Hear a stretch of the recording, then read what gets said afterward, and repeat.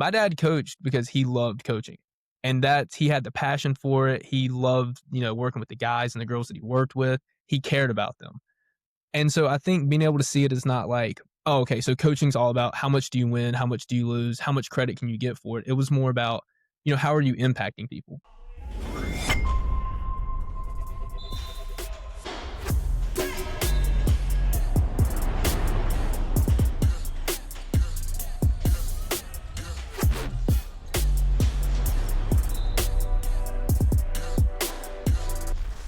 What's going on, Samson Strength Coach Collective listeners? On today's, we have, I don't even know how to describe this man. He's a very good friend of mine, former intern. Now he's a even better strength coach than I am. I believe on our episode last week or 2 weeks ago with Nick, we described you. I think we said you were the stepchild of our strength and conditioning trees. I think it was a co-parenting situation. Co-parenting, that's what it was. Co-parenting. Yeah, I think that was the word that was used. Yep. Yes. So we are. He's my co-son. There's a lot of ways to describe him, but a repeat guest, Patrick Brooks, assistant strength and conditioning coach with Arkansas State women's basketball. Pat, thank you so much for coming on, man. Thanks for having me, man. It's been a long time since I've talked to you. I haven't talked to you, since yesterday. So exactly. It's been a very long time. Well, I want to, give our listeners a breakdown. So Pat, you came on the show, originally 2 years ago, 3 years ago? Yeah, I think about 3 years ago. It must have been 3 because you were still at West Georgia. It was like my first 2 weeks as a GA at West Georgia. So I'm looking forward to having a little more to talk about at that time. At that time, I was just like, I'm trying to figure everything out. Yeah. So, that's exactly why we want to do this podcast, right? Is, ultimately bring on some guests that we've had in the past, so we can talk about your growth. And it's been exciting for me to see it, right? But then be able to actually put it out into the universe and everybody knows, how much better of a strength coach you are. And so I'm excited to kind of talk about your growth and talk about your process of getting better as a coach. Yeah, me too, man. I'm excited. Yeah, you definitely don't look nervous to talk about yourself at all. Yeah. It's cool to get on here and like be able to reflect, because even like leading up to this, it's just been thinking about like the reflection of what I've been able to like actually be able to speak about. Because I said it was like the first 2 weeks of being a GA, and now I've been full time for 2 years, which is extremely weird to say. It still feels like I'm an intern sometimes, but to actually have some like actual things to discuss is pretty exciting to me. Yeah, well, it's part of the deal, seriously, because I remember I've told the story before on this podcast a long time ago, but I did a podcast with Scott Caulfield, like when I was like my third year as a full-time strength coach. And I remember like they asked us a bunch of different questions, and I would just be like, Scott, you go ahead. Scott, you can take this one. You got this one, man. You got this one, bro. Hey, man, I'll be humble. I'll let you take this question. So, but that's what's exciting about it is I feel like you don't even really notice the years go by. Like when people ask me how long I've been in strength and conditioning, I'm like, damn, 10 years. Like I don't even really think about it. And like you're saying, it's like, damn, I've been a full-time for 2 years now. Like it just stacks and experiences grow. Well, I think one of the things that's cool too is it's sometimes I have to step back and take a reflection. Because sometimes you kind of wait for like the adult strength and conditioning coach to answer questions. And like now that I'm running like my own team, I program, I run everything. There's nobody else. It's all me. And sometimes it's kind of weird to be like, oh no, like I am the strength coach. Like there's no more intern or GA or anything like that. Like I'm the one running it. And like these decisions are mine to make. It's a cool thing, but it also is a little scary sometimes too. Oh, for sure. I mean, absolutely. Like I remember when I was with football, like it was nice just to be the guy who's like, all right, you just got to coach these 3 racks, and then we don't worry about programming, scheduling, anything like that. Just show up, here, be here at this specific time. It's like, yeah, hell yeah. And then now, obviously running your own teams, it's a lot different. You got to answer to the head coach, and you got to explain why something went well, why something didn't, and you can't really hide behind I'm just an assistant or I'm just an intern kind of title. Like it's way different. Yeah, I can't just roll out of bed. Like at West Georgia, we had those, weigh-ins at 5:30. Lift starts at 5:45. Walk in, Coach Fry handing you the sheet for the day. You're like, all right, here we go. You're just reading it off. You're like, let's go, boys. Now it's like there's a lot more process, which honestly, doing all that makes you a lot better too. Anyway, like for me, like me, like the best way for me to learn is to do it. And so obviously programming, running everything, organizing everything, being the one scheduling out lifts and everything has only made me better because I'm actually doing it. Like I can read about stuff, and obviously, yes, I still do that, but the best way for me to learn is actually be hands-on with it. Yeah, no doubt. And like you said, it's the best way to learn. Now we're the ones who are stressing about weigh-ins the night before, right? Like, especially with our guys, because you remember Don being on the team and he'd just Oh my walk in the goodness. door, my bad, CA, it's over My 10 bad. pounds. Like, yeah, hey, bro, I literally feed my family with this paycheck, so please stop doing this to me. Well, it's also funny too because, like, as an intern, like, when you have to weigh guys in or as a GA, guys are like, "Hey, give me a pound or 2." And you're like, "Alright, brother, I can't do that. Trust me, like, I can't do that." And now it's not the ones they're not trying to even hide it from you. They're just like, "Pat, I'm sorry." You're I'm like, "Oh sorry. my goodness," I apologize. I've wronged Yeah. you. Yeah, Yes, wrong you too. have. Yes, you have. Yep. All right. Well, I mean, let's just get right into it. Well, actually, let's do this. For our listeners who haven't listened to the previous podcast, can you just give us a breakdown of kind of the different spots you've been, your experiences in strength and conditioning? Yeah, so, I got my undergrad from App State, which is obviously how me and you connected because, I was finishing up my senior year. I think you're entering your first year at App. So, but before that, I got my start. I just did like some high school stuff. My dad was a high school coach for 30 years, so he has a bunch of connections and stuff. So I just like volunteered to help out one summer in the weight room with the high school football team, kind of just get used to coaching. After that, I went to UNC Charlotte, which is where I made the connection with Nick Roget. And then Corey Bell, who has been on here, but it's been quite a while since Corey's been on here. He's at Rice now, killing it. And the rest of the guys at Charlotte did that for summer, did some sports nutrition stuff at App, obviously then worked with you, and then I took off and went to West Georgia. And then at West Georgia, I was down there for a year, volleyball, football, baseball. Um, and then going into my second year there, the spot came open at Arkansas State. And, you were like, I think you should try to go for it. It's a good spot. Met with Coach Dez, had a like Zoom meeting for like 15 minutes. And then next thing you know, like a week later, I'm moving to Jonesboro, Arkansas. And I've been here for the last 2 years. So going on my third year here. Yeah, I remember putting you up for that job, and you were like, "I had a Zoom meeting, and I got offered the job." I was like, "What?" Like, I knew Well, you're a good coach, but damn, man. Well, so it was actually funny. Me and Des were talking about it the other day. That was one of the best interviews ever because it didn't even feel like an interview. I met with her. Our philosophies are very similar. We're both kids of coaches. Her dad coached football and basketball for years and years. And then obviously my dad coached everything too. So it was really easy to kind of have a common vision. I think we figured it out pretty fast because the interview only lasted probably 15 minutes. And then it was like, okay, this is where I need to go. I need to go to Jonesboro, Arkansas. I have no idea what's in Jonesboro, but I'm packing up and moving anyway. Well, a lot of Walmarts, I can guarantee you that. That's for sure. Hmm. But Jonesboro is actually a pretty nice city. I've stopped at the Sonic before in Jonesboro, which was exciting. There's 5 Sonics too. There's Yeah, a lot of Sonics here. Yeah. the one with the But dog it's park one right next to it. Oh, yeah. I know exactly which I actually live right Yep. near there. But it's one of those places where, like, Jonesboro, like, people think Arkansas is, like, whatever. Jonesboro is really nice. Like, you stay at the hotel right across from the arena and everything, you're like, "This is not a bad place at all." Yeah, no, seriously, I agree 100%. I remember Yeah. being very impressed with that hotel, and then I remember being very sad after we lost. When we went down and played the men's side over there. That was a tough game Oh, for that us. was the one that was on ESPN, wasn't it? Yep, yep, Yeah. yep. We And the watched that guy, after. you sent me the picture of the guy who randomly like took a picture of me filling the water. I was like, hey man, I'd forgotten about that. yeah, I got violated. Best student section on the road that we've had too, because I mean they knew my life story. They actually shouted out this podcast and said it sucks. The Arkansas State student section. They said it was a terrible podcast, and I believe the other phrases were, "I can't believe Tess said yes." My wife, because Mm, we were engaged at the time.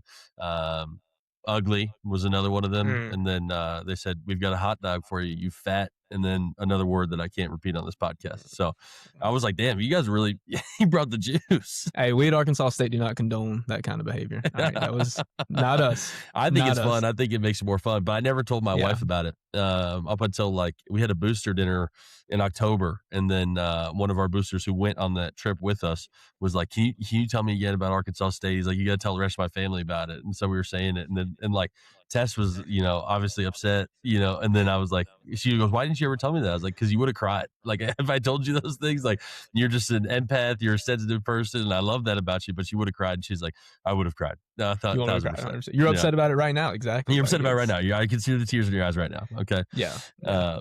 Well, again, it's awesome to see your growth and success. Take me back. Let's go back to your time at West Georgia. Okay, you're on the podcast for the first time, like you said. You're GA for 2 weeks. You've been an intern at a couple different locations, but you're just figuring stuff out. And then to now, what are the ways that you feel like you've grown from that time to now? Mm. Well, I think there's a bunch of stuff. I think, obviously, like, as you evolve and, grow as a coach, like, you're gonna get better. You're gonna mess up on things, you're gonna make mistakes, you're gonna have to learn lessons. I think the biggest one for me is just being able to kinda find my voice and really apply what standards I wanna have in the weight room.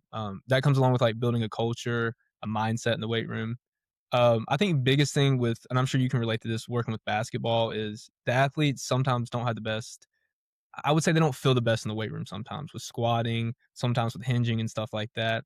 But getting them like more comfortable in the weight room, getting them to like fit in the weight room almost, feel like they belong there is one thing I've really tried to focus on. I learned it with football, with volleyball at West Georgia, and that's something I've really tried to carry through here. So I try to kind of focus more on like building that culture and everything, and the rest kind of follows in. When I feel like at first I was kind of doing the opposite. I was trying to optimize my programming, optimize how everything's flowing, and it's like, hey, get them comfortable, get them used to it, get them kind of that momentum going in the weight room, and then you can build upon that. I think along with that too, some of it is having that standard and being able to kind of be like, hey, this is not how we're going to do things. We're going to do things the way I need it done, and there's nothing wrong with doing that. I think for me personally, it was kind of hard to make that transition from intern to GA, because as an intern, there's not a lot of pressure. You're there to help set up, take down, but like the one that has the authority, like in our situation, was you, or at Charlotte, it was the full time guys. But then having your own weight room, you're the one with the authority, and you're the one that has to set the standard and find that voice. And that was something I had to grow into a lot, not only as a GA, but my first and this year here too. Yeah, can you talk to me a little bit more about finding your voice? Because that's something that a lot of people struggle with, right? I mean, a lot of coaches, I think everybody has an inherent desire to be liked, right? And so Yeah. when you first start out in coaching, it can almost feel like if you, kind of have to take control of the weight room, or if you have to find your voice a little bit, it can feel like, okay, well, the players aren't going to like me then if I have to do this, right? And so it can be difficult to, help yourself find what your standards are and, how you can be that voice for the weight room. Talk to me about that process a little bit. How did you end up finding it, and how has it grown since you've been able to work on it? So I'll personally say for me, I'm really really lucky in my situation. I work for Coach Des, who is an awesome head coach. One of the biggest things that she told me when I first got hired. Now I got hired as a GA, had never had a full time position, and she told me that you are the head coach of the weight room. Like I trust you. This is your area of expertise. Like whatever you need to do, I'm here to support you.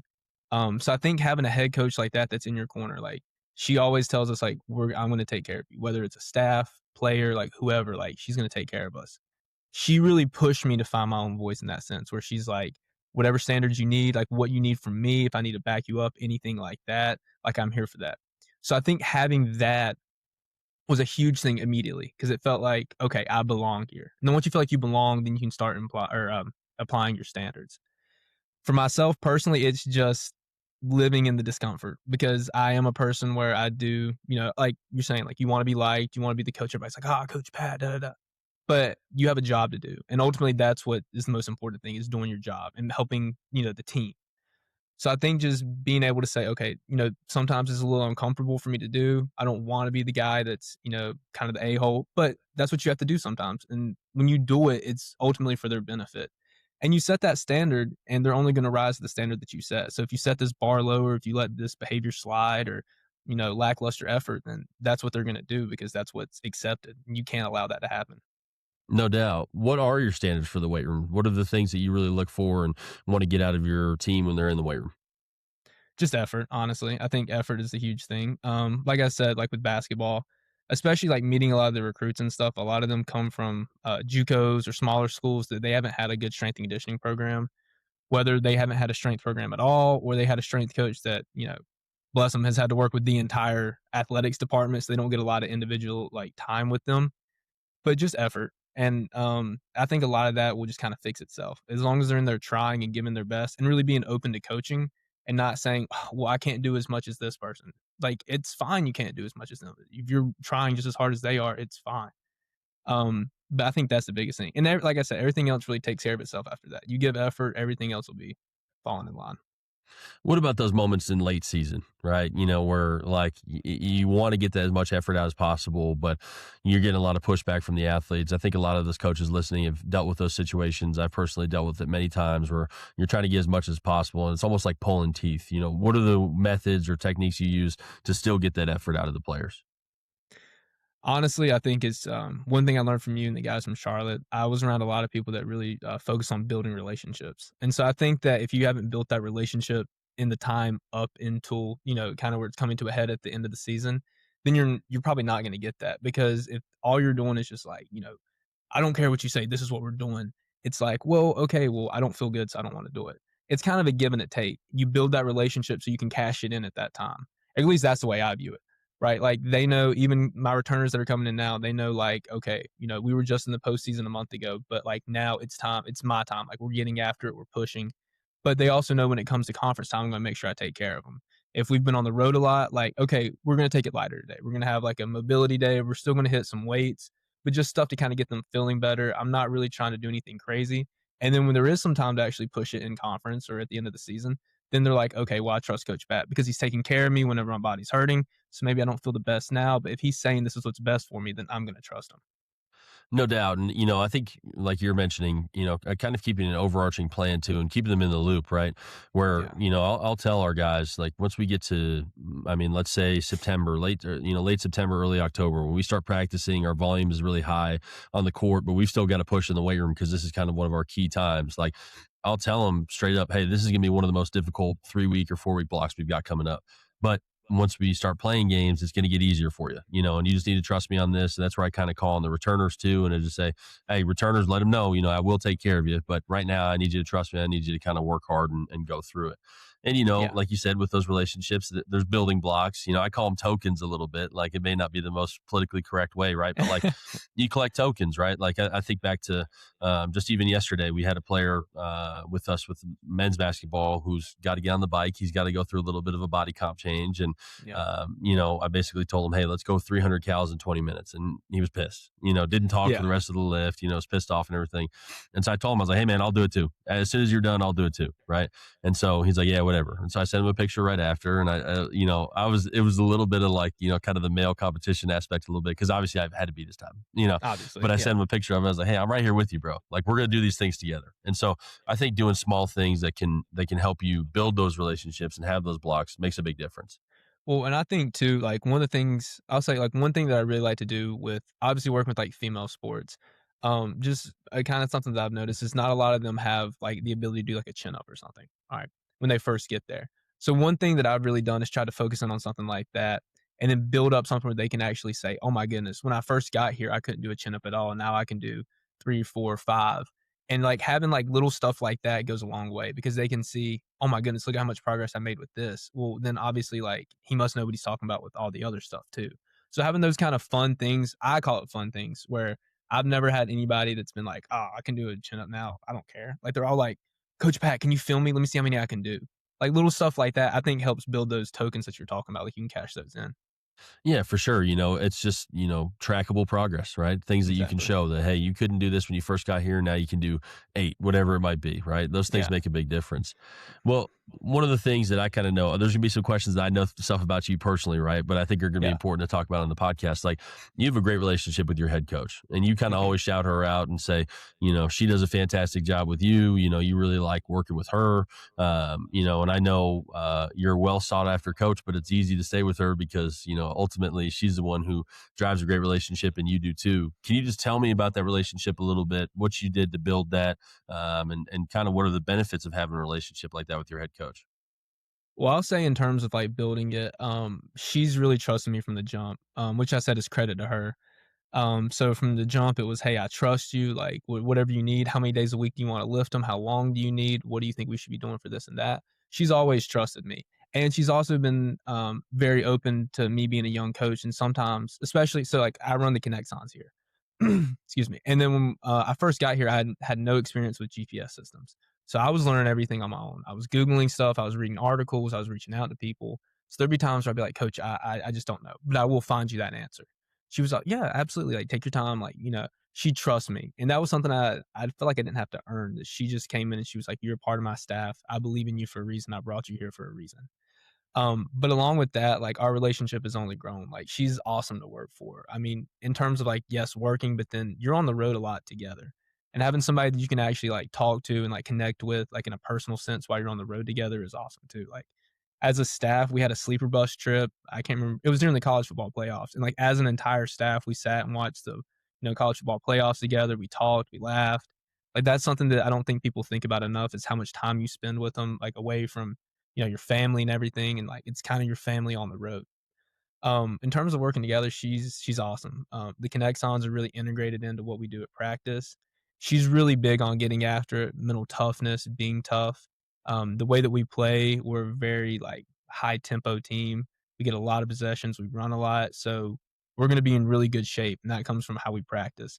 But with that, she's open to saying, "Hey, this is the data. This is what the data is telling us. We've had two really, really hard days. Like, might be a good idea to kind of back it off a little bit." She's been very, very open to that, and, like, we integrated in, we have a 3-day, like, tapering, protocol we've done the last 2 years. They get data reports every day. She's texting me about data reports, "What can I do? What should I do with this and that?" And then just, trusting me to schedule stuff out too. We have a great relationship, but, if I wanna have them come in 2 days a week, 3 days a week, she's in complete support of it. She trusts me that it's my job, it's my area, and, like, I said it earlier, but she really does believe that I'm the head coach in the weight room. And without a leader like that that trusts you and believe in you, I feel like you're kinda, almost a little handicapped with it too. Yeah, it can be a struggle for sure. Did you have, I mean, this is your first full time job. I think a lot of the listeners can relate to this, right? Where you have a little bit of nervousness in your relationship with your head coach when you first meet them, right? You're a little nervous to talk to them. You don't really know what's the preferred communication style. Did you have that at all with Des? And then how did you kind of shake that off if you did? I mean, absolutely yes, because she's my boss, and I'm always I wanna work for somebody that I respect, and I respect her because I trust what she does, but also because she has a standard too that she holds everybody to. But I'll say, like, I alluded to that first conversation that we had on the Zoom, and kinda just talking to her within the first 15 minutes, I knew that we were gonna have a good working relationship just with how similar our personalities are, our coaching styles, kinda how we trust each other. Um, but yeah, I would say, my first few months, I definitely was scared to text her anything, being like, "Hey, coach," but as you get used to it and it just takes time to build that relationship. Like, you can get along really good and you can have a lot of stuff in common, but until you guys have been around each other and worked with each other, it's hard to have that, like, comfortability. At least for me, like, I have to be around somebody to kinda open up and get comfortable. It was just the time. It was also, when I spoke about something, really trying to like you told me one time, like, whatever you do, just have 100 reasons why you did it. Always have a rhyme and a reason to why you do something. You can defend it, and then you just kinda gotta roll with it from there. Yeah, for sure. And like I think you bring up a great point too, where when you're on the road, you get very close to the staff as well. Like once you kind of start traveling with them, you spend some more time with them. It's a lot easier to build that relationship. To now, where when I go into our coach's office, it's like, I say what's up to everybody. We barely talk about stuff with the team. Most of the time, like I'm just going in and check in with everybody, say what's up, and then we might mention one or two things that happened that day, just so everybody can kind of keep aware of situations. But it makes it a lot more fun when you can have a good relationship because at the end of the day, like you said, this is kind of your family away from your family. Absolutely, absolutely. And, like, I think the biggest thing is, like, her culture too, of just how, the coaches that she's brought in, not only me, like, obviously the other sport coaches, athletic trainers, our Dobo Jelly, who's awesome. Like, everybody that I work with is super easy to work with, and they're always uplifting each other, including myself. Even when I was you know, I was there for a month or 2, they were like, "Oh, Pat's the man, Pat's the man," just making me feel like I had that confidence. That's awesome, man. I love to hear it. Yeah, So, yeah, okay, so we kind of initially went through where you've grown from your time at West Georgia over a period of 3 years to now. Okay, yeah. let's say we have another podcast in another 3 years. Samson's dumb enough to let me keep hosting this podcast, and I get you back on in 3 years. What are the main areas that you want to continue to grow in? What do you want to be able to say after these 3 years? I've done that, and I've grown in these areas. I mean, I'm still gonna say the culture building too. I mean, I don't ever think that because I think I've done an okay job, like I've done a decent job, that I don't have to work on this anymore. I definitely think I want to be able to, get people in, get them integrated in faster. Obviously, programming is a big thing. I'm still learning and growing, reading different like training styles, implementing new things, growing like that. Um, Personally, just a very specific one is just like my on-court stuff, like change of direction stuff, some more speed work, just getting better at that. That's one thing I've kind of focused on this off season. Is just that's kind of been like my niche I've been into, trying to grow into. Um, but honestly, like in 3 years, I wanna be different than I am now, because I'm way different than I was 3 years ago. I wanna keep growing, I wanna be able to look back on myself in 3 years and say, "God, I didn't know anything." Well, I mean, I can tell you from an outsider's perspective, right? You are drastically different from 3 years ago in a positive way, right? Like even Yeah, myself interviewing you and seeing you kind of work through these questions, your confidence and the way you approach these questions is really impressive. So you've done a appreciate fantastic that. job. I'll be very disappointed in you if you don't show the same amount of growth over the next 3 years. Just gotta keep growing, stacking days, man. Just One day stacking at a days. time. Hey, what is it? Stacking hay. Stacking Every hay, single day we stacking got to put days. that hay in the barn, baby. Let's go. Hay in the barn, hay in the barn. Well, what are some, I always got to ask some negative questions too. What are some failures? What are some areas where, or maybe specific examples of things that didn't go right and what did you learn from them? And have you applied that to continue improving? I mean, everything's coming back to, like, this setting the standards and the relationships and everything like that, because that's just something that I think about a lot. I mean, that's the reason I'm in strength and conditioning is because of the relationships. Like, I love relationships with, the coaches, the staff, the school, the players, like, that's the whole reason I do it. I think the way I went about kinda trying to find that coach's voice, I think that what I initially would do is I would let stuff kinda build up and then I'd explode, and then I'd get really, really mad, as opposed to addressing the problems when they arose. I think that I've kinda learned to say, "Hey, that's not the." If I was an athlete, that would not be the way that I would wanna be communicated with, which is, yeah, I'm mad, but I'm not gonna say anything. I'm just gonna kinda push it deep down inside, and then eventually when it builds up, I'm just really, really mad. So I think being able to kind of address things as they come and not let them build up, that was something I really, really struggled with. And I obviously, like, I still do. But I think trying to have that perspective is something I've been growing in, is understanding, like, that is an issue I've had, that's a negative thing, that's gonna impact my relationship with the athletes negatively. So being able to address them when they arise. Yeah, I think that's a great point, and I really like what you say about putting yourself in their shoes, right? And saying, "Would I want to be communicated to this way?" Right? And Yeah, I'm a type of person where if I'm doing something that's bothering you, I'd rather hear about it on the first time, and then instead of exactly. hearing about it, after I've been doing it 10 separate times, and then you're all upset, right? Because it doesn't even give me a chance to, fix it. But that's just part of the natural process. And it's not fair to them either. Like you're saying, like, how is it fair that I'm gonna get mad at you for something that you don't even know that you're doing wrong, Yeah. right? Maybe it's the way that you're warming up. I don't think you're taking the warm up seriously, or you're showing up just barely on time, something like that. But if you don't address that and say, "Hey, this is not the standard that we have," then they can't correct it. Well, and it's just a much easier conversation the first time too, right? Like, if Exactly. somebody comes into the weight room for the first time, right at 12 o'clock when the lift's at 12, it's like, hey, we don't do that here. Just Yeah. so you know, right? You just got to be 5 minutes early, just be ready to go. So we start working at 12, whatever it might be, whatever your standard is. Instead of now, it's like, well, you've been showing up, right at 12 o'clock for these past 10 times. And then they're like, what the hell is this guy on? Like, Well, then it becomes like, why is this an issue today? Why yeah, this has never been an issue in the past? Why is it like, what's wrong with Pat? Like, what, did I do something else? Like, it's nothing. It's just that. But if you don't communicate it, once again, how do they know? that's a great point. They could just see you as like in your feelings on that particular day. Which, I mean, you probably are anyway, but once again, that's not the right way to do it. Yeah, for sure. Yeah. Is that, we talk about learning about that process and kind of understanding how to have your voice a little bit earlier on. Is that something that you work with your interns and GAs on? Because now you're kind of in a position where you're helping educate, future strength coaches. Like, is that something that you focus on with them? Yeah, I try to. It's hard sometimes because once again, like having the perspective, like sometimes I still feel like an intern. I know I'm not, but that's kind of the, oh goodness, I'm, the strength coach. We've had some really good GA since I've been here. We've had three. And just trying to like be like, hey man, like take advantage of this. Like to me and to Shane, who's our director, you're not a GA. You're a full time strength coach. You're in a GA role, but like you have your programming, you run it the way you want to run it because everybody has different experiences. The way they want to run it's not the way I want to run it. It's not the way Shane wants to run it. But like find what works for you and do it that way. I think that was a big thing that you told me as an intern and the guys at Charlotte. Like, there's 1,000 ways to skin a cat. But until you see it happen and you have somebody support you in that way, you don't understand it. Like when I was at West Georgia, Coach Fry, like he was really big on like, hey, take ownership of this. This is the way you want to run things. Do it the way you want to do it. It's gonna be different than how I do it, but I want you to do it the way that you feel most comfortable doing it. So I'm trying to apply those lessons that I learned from like you guys and Logan and try to apply it to RGAs too.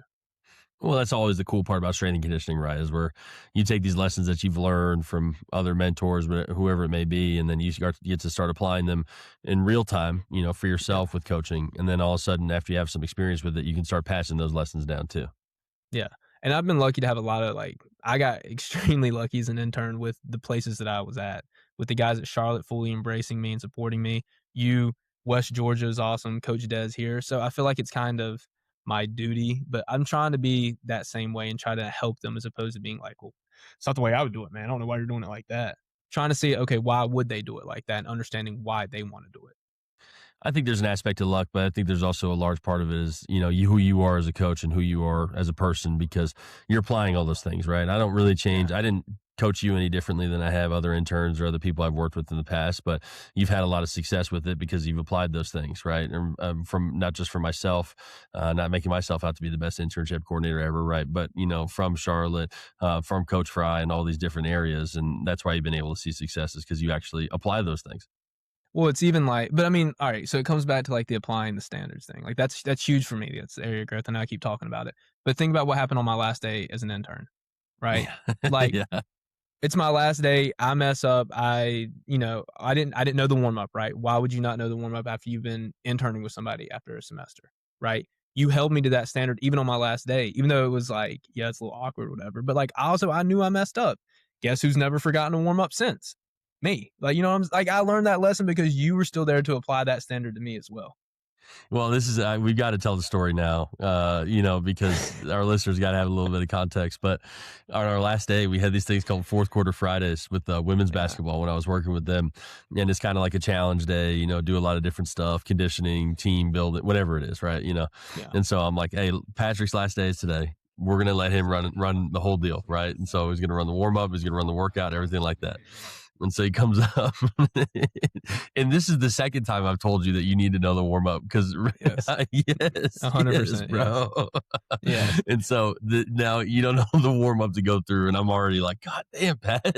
And then and then we go through the workout, and it was not a great workout, but No. again, this is it's just part of the deal, it's part of the process. And at the end, I remember you said something where you were like, that one's on me, and I I lost it. I didn't handle the situation very well. I might have been in my feelings on that day, but I remember I was like, don't you dare say that ever again. Well, I mean, but it's true though, because it's like you have to take accountability, but they have to take accountability too. Yeah, So yeah, the they were warm the ones ups that didn't want on to be there. Yeah. Oh, trust me, I know. I mean, but like for me, right? Like, okay, I forget the warm up. We're setting everything up because I told you I didn't remember the warm up exactly. And I try to frame it in a way of like, remind me what goes after this and Yes. that. And like I'm trying to check the back of my paper. That's a bad look. Like you can't do that. And you said like the workout didn't go great. Yeah, because it's my first time coaching it, leading it. All the coaches are out there. I'm super nervous, but also like I didn't set myself up for success. The first thing that we did, I'm already like, I don't really know. I'm already sweating. I'm nervous because I'm trying just to remember the warm up. So like if you're not even going to set yourself up for a good start, then how are you going to expect to have a good workout? Well, my favorite part of this too is I ripped you right afterwards, and I remember the girls were like, "Don't be mean to Pat," and I was like, "No, man, he fucked up." Like, I was I pissed, did. and then I did. and then it was your last day, so I was like, "We got to go get lunch," and you were like, "We don't have to go get lunch." I was like, "No, we're getting lunch." So right after I ripped you, we sat down together at Troy's Diner for an hour. But it wasn't even all right. So listen. It wasn't even that. Like the reason I was like, we don't have to get lunch. I was like, he's mad. Like I was like, hey, he probably just wants to like blow off steam. We'll go tomorrow, like whatever. I think I was leaving pretty soon after that. Like I felt bad about it. I didn't think I was like, what's Connor's problem? I was like, dude, this was my chance to run a workout, to step up and rise to the occasion. I messed up. Like I dropped the ball. And I was just like, I don't want to get ripped into at lunch again. Well, yeah, I think I held back at lunch, which was good. No, But we were fine at lunch. my even my wife was like, "Why were you mean to Pat on his last day?" But again, so you can hear from my side too, right? Is like, I can say this, quite open and honestly, you're the best intern I've ever had.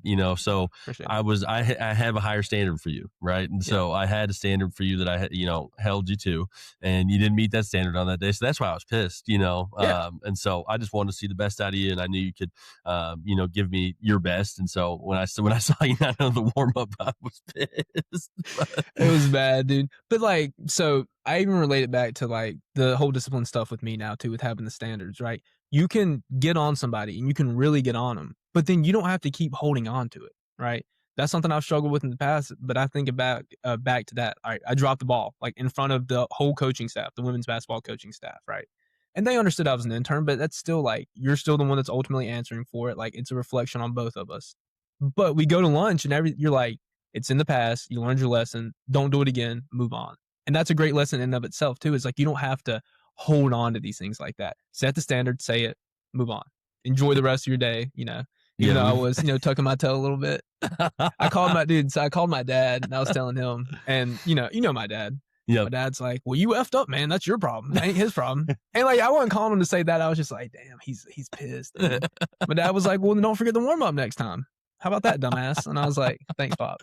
Thanks, Mom. I appreciate it, man.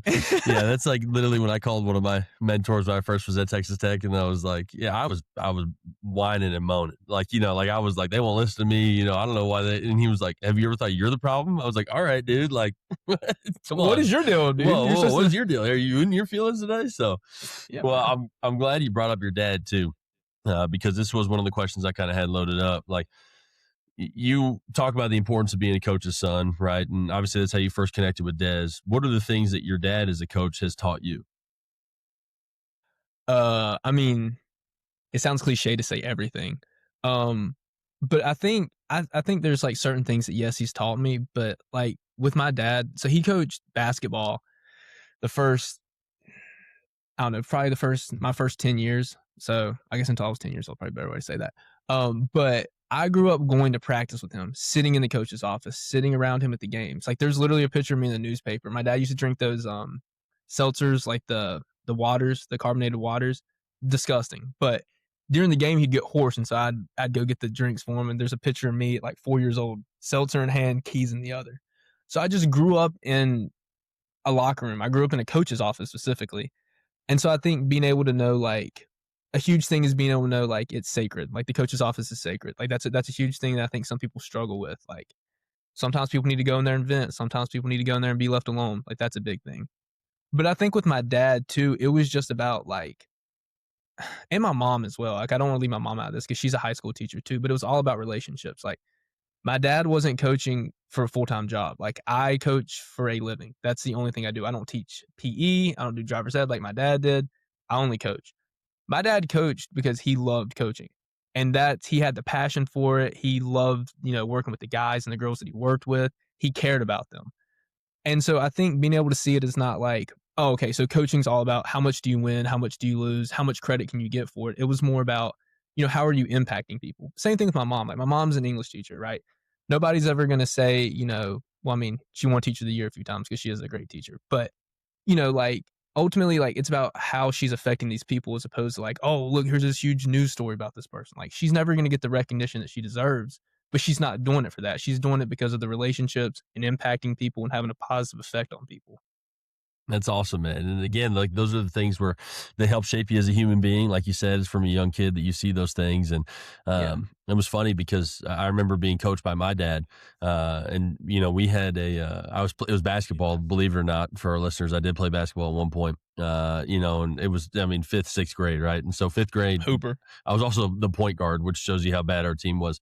But we had he was an orthopedist, orthopedic surgeon, and he was coaching the team in fifth grade. We took it all super serious and everything. And then It is serious. it is serious, right? Fifth grade basketball is big time. Exactly. And so then in sixth grade, my dad ended up taking over coaching for the team. And I remember we named the team after an ice cream flavor at one of the local ice cream shops. We were like, because we were the Bulldogs the year before. And then he was like, we're going to be the Bulldog Crunch this year, And I was like, man, what the hell is this? What are we doing? And like my dad, like let people have fun. And I mean, no joke, like had feeling circles at the end of practice. And like, like we would Yeah. talk about different stuff, but he was a counselor, Yeah. and a drug and addiction counselor. And so I'll never forget like learning those lessons about, I was so mad at him all the time. Like, we need to take this serious, we need to be competitors and everything. And he was like, just slow down and like, and enjoy it too. Yeah. He's like, because if you get caught up and just trying to, win all the time, you're going to be miserable. And he was right, because I still kept that mentality for a while, and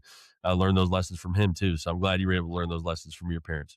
Yeah, and one thing about my dad too, it's just I'm funny thinking about this. But another thing my dad taught me, really, really taught me growing up the son of a coach is like you have to be coachable. Like even now, like I'm a coach, but like you have to be open to changing and adapting and learning like that.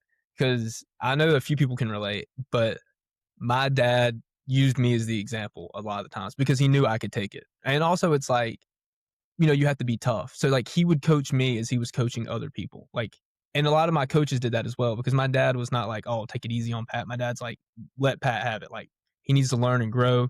So, like, my coaches would coach me talking to the other team, right? I was on time to practice. That's just kinda how I was raised. Like, if you're not early, you're late. But, like, they were gonna yell at me about that. "Well, you're captain. Why are you allowing this to happen?"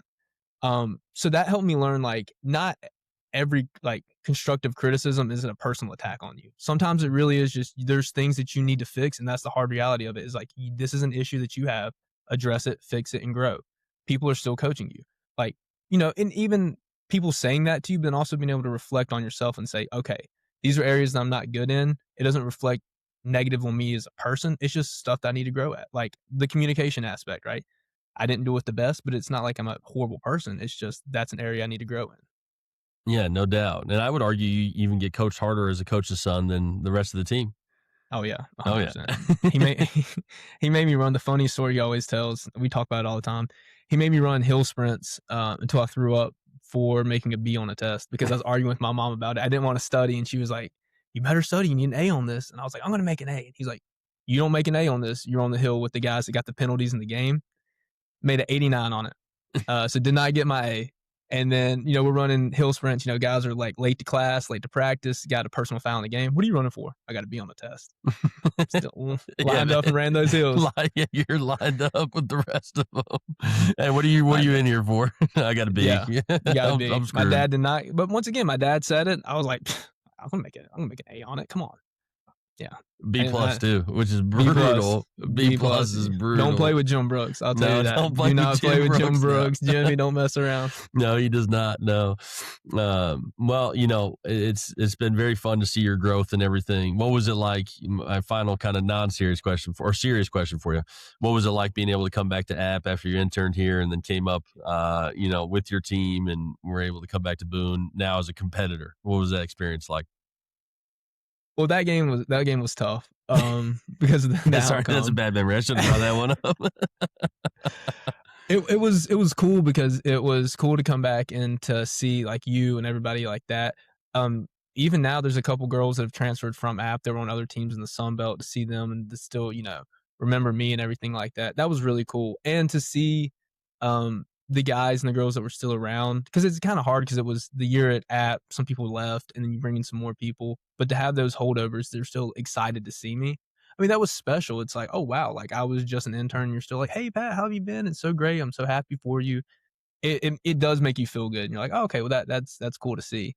And then being back in Boone is just, it's Boone. It's awesome. Like, it was beautiful. It was terrible weather in, the middle of January, but it was fun to be back up there and wish the game would have gone differently, but after that, the rest of the season went great. Yeah, well, you guys ended up winning the Sun Belt Championship that year, so you can't complain too much. You gotta sacrifice some things, man. You gotta sacrifice the App game, the homecoming. Yeah, well, part of the deal. Okay, so Yeah. now my final and most important question of you for the rest of this time.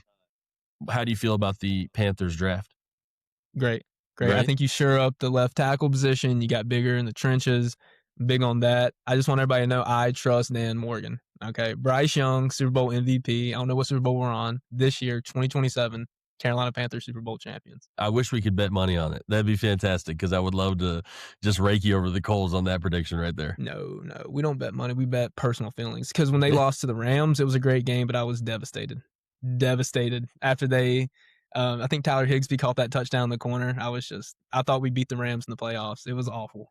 Awful. I cannot remember. Oh, we played at Coastal and ended up losing at Coastal, a game that we definitely should have won. And if we won it, we would have been regular season champs later on down the road. And then our booster, the same one who travels with us a lot, is a huge Panthers fan too. So we lost at Coastal, and then he watched the Panthers lose on the bus back. And Yeah, we lost. We had a really rough game at Troy. And Yep. then we had to watch that too. So it was a rough boom. Double whammy for the Carolina fans. Double for sure. whammy, man. Yeah. Double whammy. Well, the Jets will find a way to mess up their draft. That's how they typically do it. So I thought they had a good one this year. they did have a good draft. They always draft well. No. I think next year's the year y'all get your quarterback, though. That's the thing y'all got to figure out. Who the hell do you think we're going to get? They said Dante Moore. Yeah. The one y'all were okay. supposed to get this year from Oregon. They said he's we'll going to come see. out. I literally just watched a video while I was getting ready this morning. It was like, is the 2027 draft a generational draft? So I've already got it all planned out. You've Arch already got it all Manning's planned going to out. the Cardinals. We're getting the cornerback from Notre Dame. That's what I'm hearing. It could be exciting. There's palpable buzz. People are excited. There is. People are talking. Well, Pat, dude, seriously, it's been great to see your growth. You know, obviously, we stay a lot in contact, and I speak to you a lot, but it's just very cool for me to get you back on the podcast and see how you've grown in your confidence. And as a coach, you've done a fantastic job, man. So I'm very proud of you. And I know the rest of your mentors and everybody you worked with as a young coach is proud of you, too. So that's been very exciting. And I appreciate you coming on the show, man. Seriously. I appreciate you having me back on. Friend of the program, some are saying. Yeah, we're pushing it a little bit. We're pushing it a little bit there. You know, I think friend of the program is the official title for somebody who's been on 3 times. Hey, 3 years maybe. Like we said, 3 years. Yeah. 3 maybe. years. It could be the move if we could finally declare you friend of the program. That'll be the episode title. I can lock that one down for sure. Friend of the program. Friend of the program. Hey, if anybody wants to follow you on Instagram, what's the best way to do that? P_Brooks15. Usually it's to open up the app and hit the follow button. Hey, bro. All right. I gassed you up a little bit too much, and that was my fault. Patrick Brooks, everybody. Pat, thank you for coming on the show. Appreciate you, man.